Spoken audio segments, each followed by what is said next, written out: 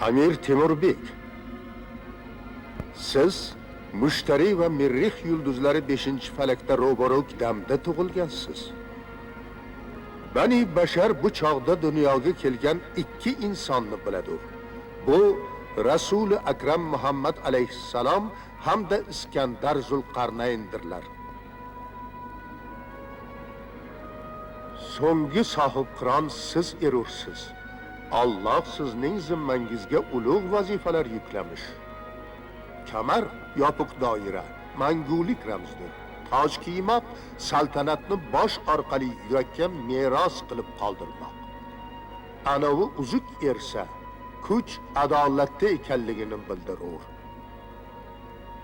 Unutmang, adolatsiz bo'lsangiz, qudratingiz ham yo'qolur.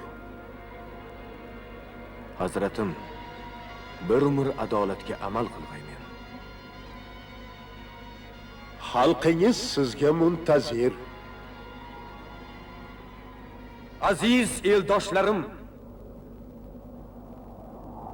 jasur sarbozlarim,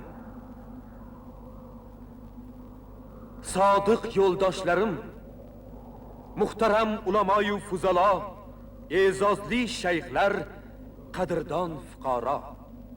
Biz Ismoil al-Buxoriy, al-Xorazmiy, al-Farg'oniy, Xo'ja Ahmad Yassaviylar kabi tabarruk zotlarning avlodlarimiz.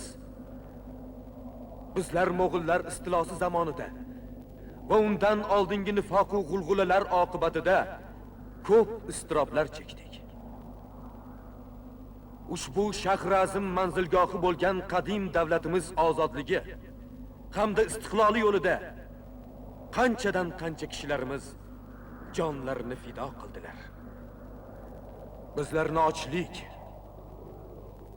muhtojlik, vayronalik, jaholat domiga tashlagan noittifoqlik, ayirmachilik, mahdudlik, o'zaro nifoq va nizolar davri endi o'tib ketdi. Hamjihat, hamdam bo'lib yashash zamoni keldi. Faqat qudratli, jipslashgan davlatgina elni farovonlikka musharraf etishi mumkin. Allohning irodasi bilan bugundan e'tiboran men kim? Amir Temur ibn Muhammad Tarag'ay Bahodir Samarqand shahrini Mavarrun Nahrning poytaxti deb e'lon qilaman. Alloh o'z lutfi karamini shahri Samarqanddan tarix tutmasin. Amin. Amin. Allahu akbar. Allahu akbar.